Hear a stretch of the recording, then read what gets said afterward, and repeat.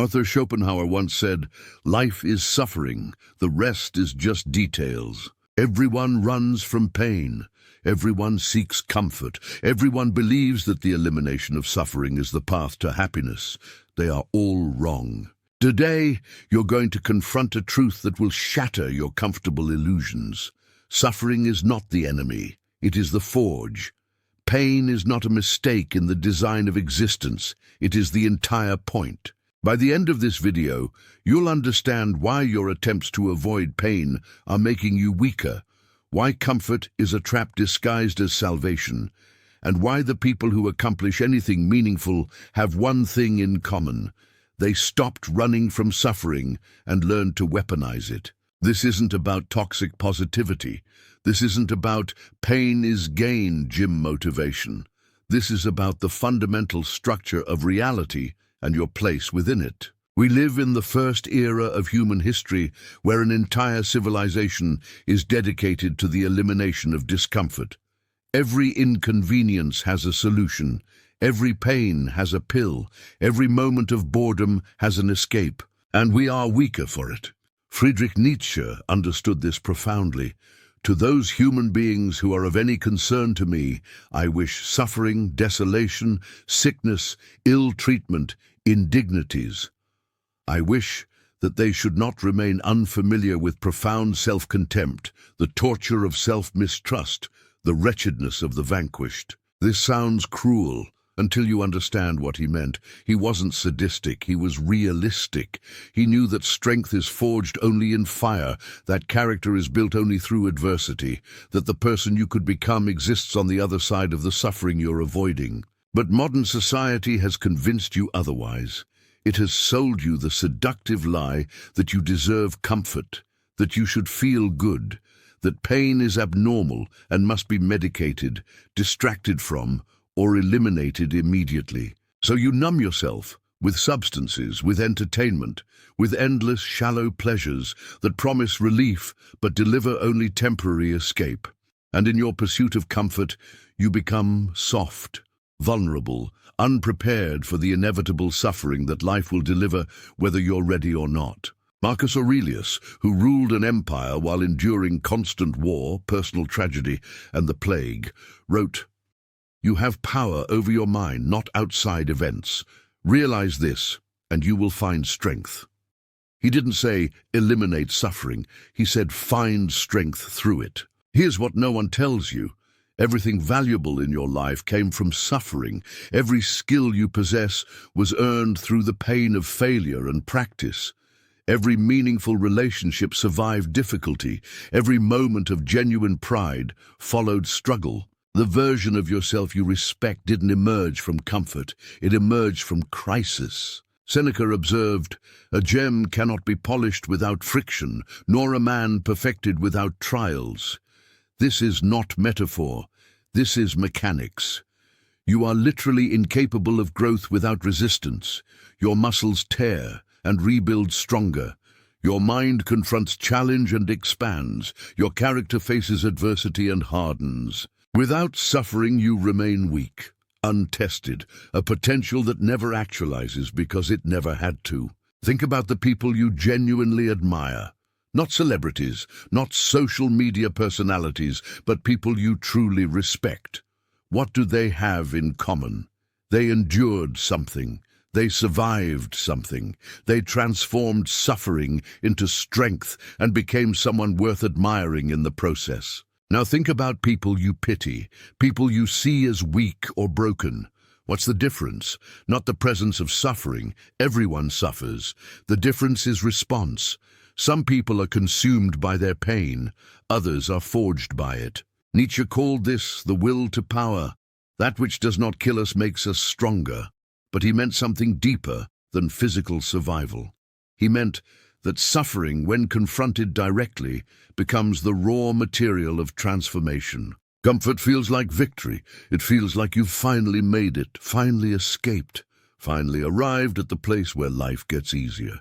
This is the trap. Comfort is not the reward for struggle. Comfort is the enemy of becoming. It's the warm bath that drowns the warrior, the soft bed that weakens the survivor, the easy path that leads to nowhere worth going. The Buddha discovered this in a palace. He had everything. Every comfort, every pleasure, every distraction, and he was miserable.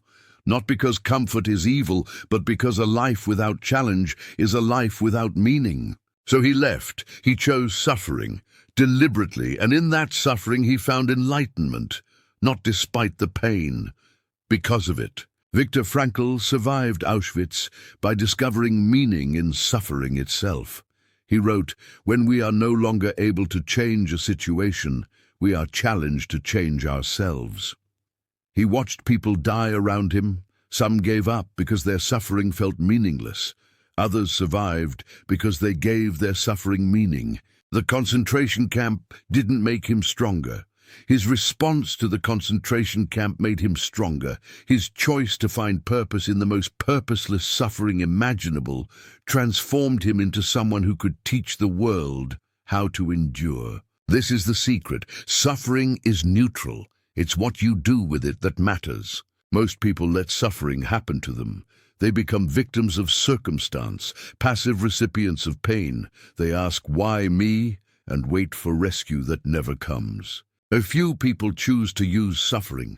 They become active agents in their own transformation. They ask, "What now?" and build something from the wreckage. Here's the uncomfortable biological reality. You are not designed for comfort.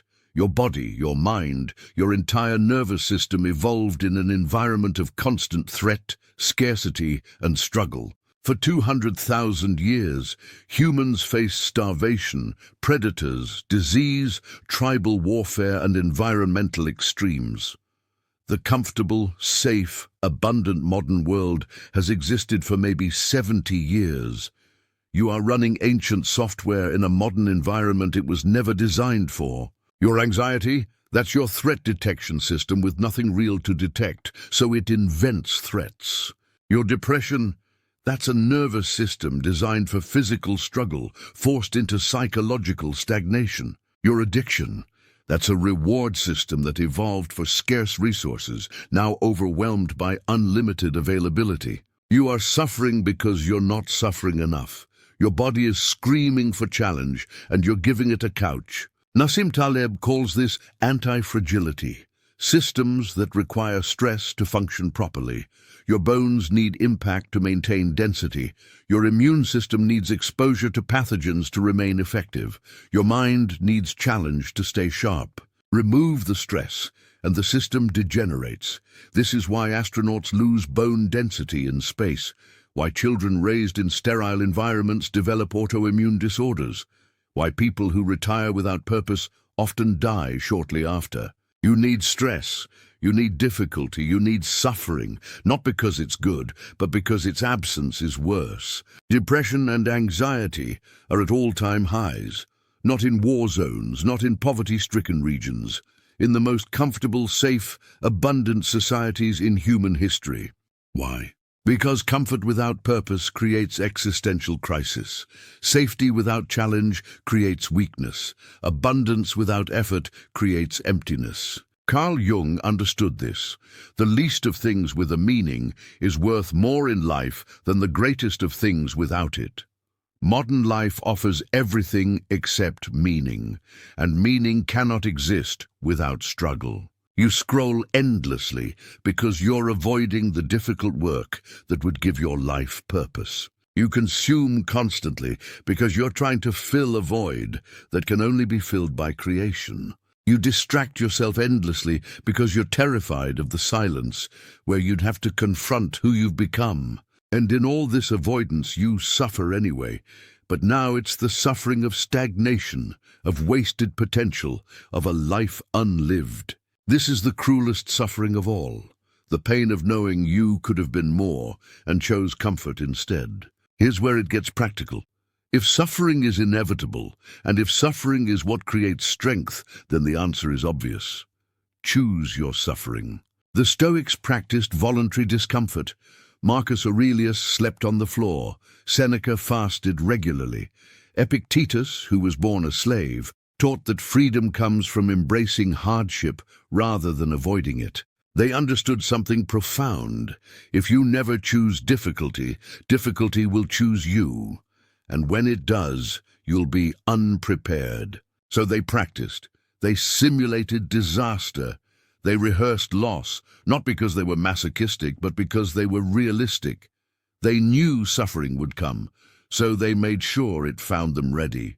This is why you should do hard things, not because hard things are inherently good, but because avoiding hard things guarantees you'll be destroyed by them when they inevitably arrive. Fast occasionally, not because food is bad, but because hunger is coming, and you should know you can handle it. Exercise intensely, not because pain is virtuous, but because physical challenge builds mental resilience. Have difficult conversations, not because conflict is fun, but because avoiding it makes you weak and dishonest.